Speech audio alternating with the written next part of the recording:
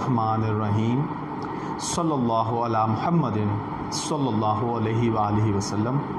Welcome to the Biolish world. Viewers, आज जो हमने यूज़ करना है वो है जी बी गोइंग टू। व्यूअर्स, आपने इसमें ज़रा ये तवज्जो रखनी है कि हम लोगों ने द यूज़ ऑफ बी जो था उसमें हमने ये बात डिस्कस की थी कि बी जो है वो मोडाल वर्ब के बाद तो एक्चुअल फॉर्म में आएगा, लेकिन प्रेजेंट में और पास्ट में ये उसकी कंकर्ड हालतें इस्तेमाल होंगी। तो यहाँ पर बी गोइंग टू का जो आज यूज़ करना है उसमें आप ये मुलाहिज़ा करेंगे कि कहीं पर तो बी आएगा, लेकिन ज़्यादा जगहात पर बी की कंकर्ड फॉर्म्स जो प्रेजेंट में इज़ एम आर और पास्ट में वॉज वर्ब के तौर पर इस्तेमाल होती हैं। स्टार्ट करने से पहले मेरी आप लोगों से दरख्वास्त है कि द बायोलिश वर्ल्ड को सब्सक्राइब कीजिए, बेल आइकन पर क्लिक कर दीजिए ताकि आपको नई आने वाली वीडियोस की नोटिफिकेशन मौसूल हों। तो व्यूअर्स, अब हम अपने लेक्चर का आगाज़ करते हैं कि सबसे पहले कि बी गोइंग टू जो है उसको हमने किस किस तरह इस्तेमाल करना है।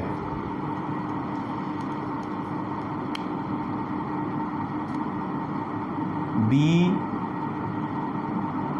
गोइंग टू ये वर्ड जो है आज हमने इस्तेमाल करना है। और बी गोइंग टू मैंने जैसे आपको भी बताया कि बी की कंकर्ड फॉर्म्स भी इस्तेमाल होंगी। तो सबसे पहला जो इसका यूजेज है वो है जी, अगर कोई काम होने लगा हो, कोई काम होने जा रहा हो, होने लगा हो, तो हम क्या करते हैं, बी गोइंग टू इस्तेमाल करते हैं। तो सबसे पहले नंबर पर है जी, अगर कोई काम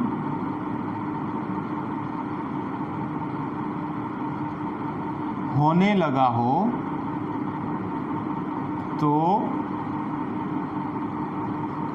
बी गोइंग टू इस्तेमाल किया जाता है। जैसे कि इसकी सबसे पहले नंबर पर जो एग्ज़ाम्पल है, मैं किताब ख़रीदने लगा हूँ। अब ये किताब जो है ना, ख़रीदने का अमल किया जा रहा है। I am going to buy a book. I am going to buy a book.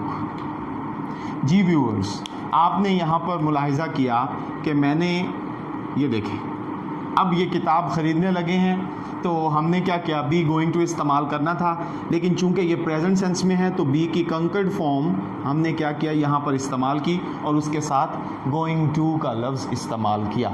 अच्छा व्यूअर्स, यहाँ पर एक बात आपको और बताता चलूँ कि आजकल जो मॉडर्न वे है इसको इस्तेमाल करने का, वो गोना लफ्ज़ यूज़ किया जाता है। बेसिकली ये अमेरिकन इंग्लिश जो है उसमें कहा जाता है गोना, वाना, यानी कि want to, going to.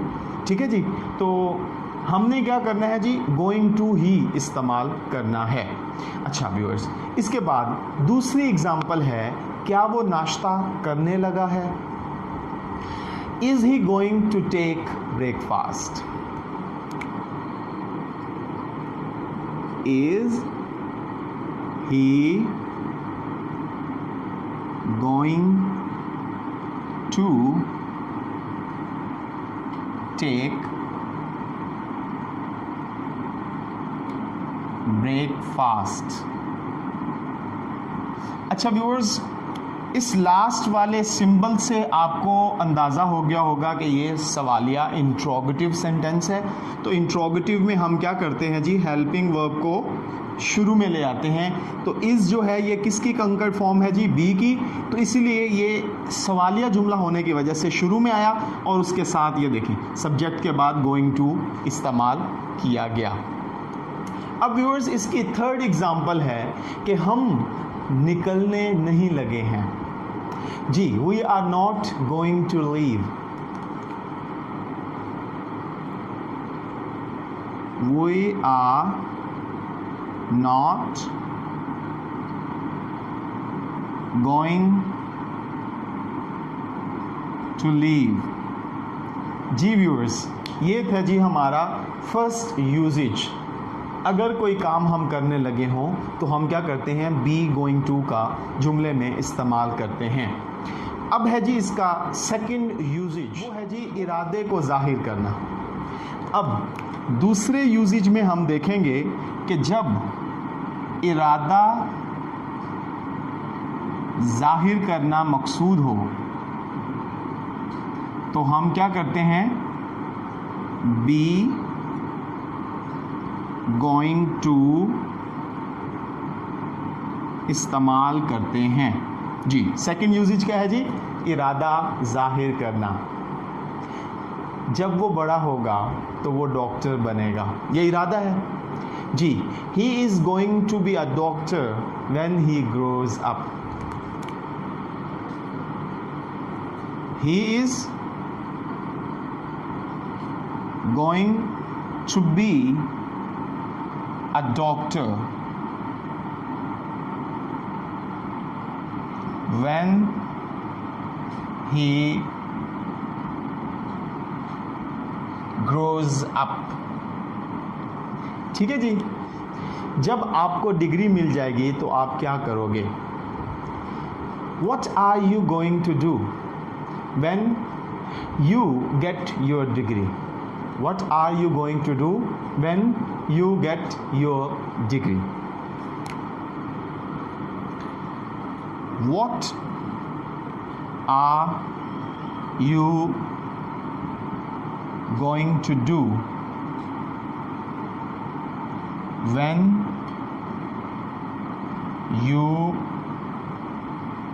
get a degree?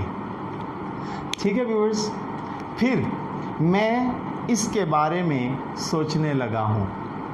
I am going to think about it. I M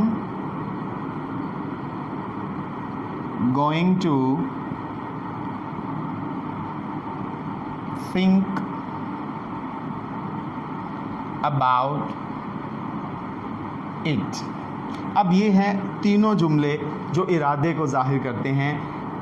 पहले में हमने देखा कि जब वो बड़ा होगा तो डॉक्टर बनेगा। ठीक है जी, जब आप डिग्री मिलेगी तो आप क्या करोगे, और मैं इसके बारे में सोचने लगा हूँ। अब व्यूअर्स हम इसका नेक्स्ट यूजेज करते हैं। जी व्यूअर्स, नेक्स्ट जो यूजेज है वो है जी मुस्तकबिल के मानों में।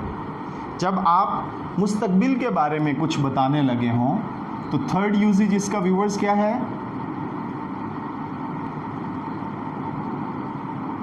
मुस्तकबिल के मानों में। जब ये बताना मकसूद हो तो हम क्या करते हैं व्यूअर्स, बी गोइंग टू इस्तेमाल करते हैं। जैसा कि मैं एक दिन इम्तिहान पास कर लूँगा। I am going to pass the exam one day. I am going to pass the exam one day। ठीक है जी। अब ये मुस्तकबिल की बात बताई जा रही है कि एक दिन मैं इम्तिहान पास कर लूँगा, लेकिन हम क्या करेंगे, बी गोइंग टू। तो ये क्या होगा, एम को बी के कंकर्ड फॉर्म के तौर पर इस्तेमाल होगा। फिर है जी, मैं आपको अपनी उम्र नहीं बताऊंगा।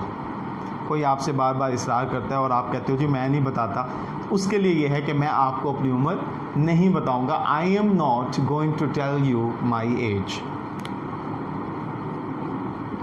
I am not going to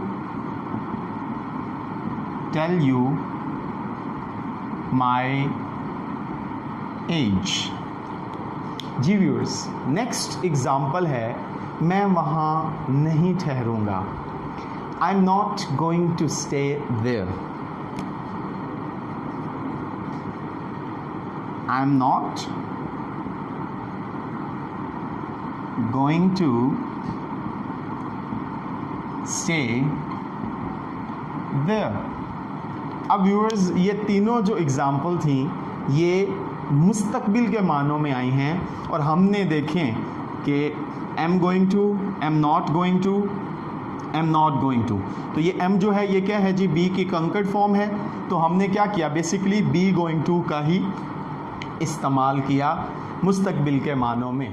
last इसका यूजेज जो है वो है जी पेश गोई करने के लिए, प्रिडिक्शन के लिए, कि जब आप पेश गोई करने लगे हों तब आप क्या करते हैं व्यूअर्स, बी गोइंग टू इस्तेमाल करते हैं।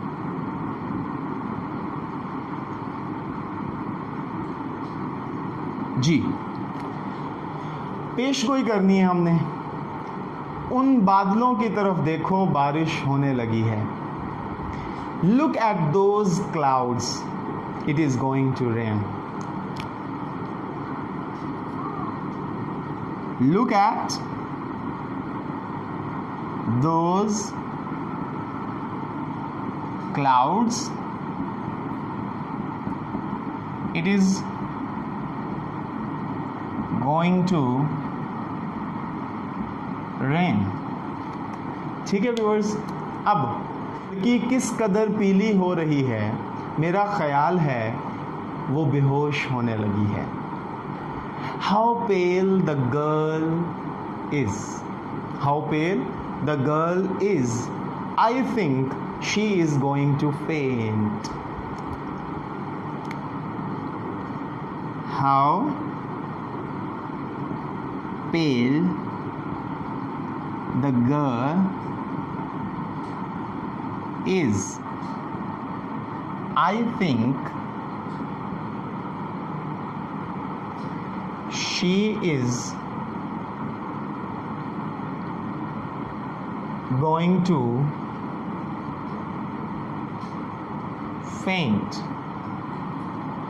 जी व्यूअर्स, ये था बी गोइंग टू का यूजेज, जिसको हमने उसके 4 मुख्तलिफ यूजेस में देखा। मैं उम्मीद करता हूँ आपको आज के लेक्चर की समझ आई होगी। आपने इन एग्ज़ाम्पल्स को मद्देनज़र रखते हुए अपनी डेली रूटीन में इस तरह के जुमलों का इस्तेमाल करना है। अल्लाह हाफिज़।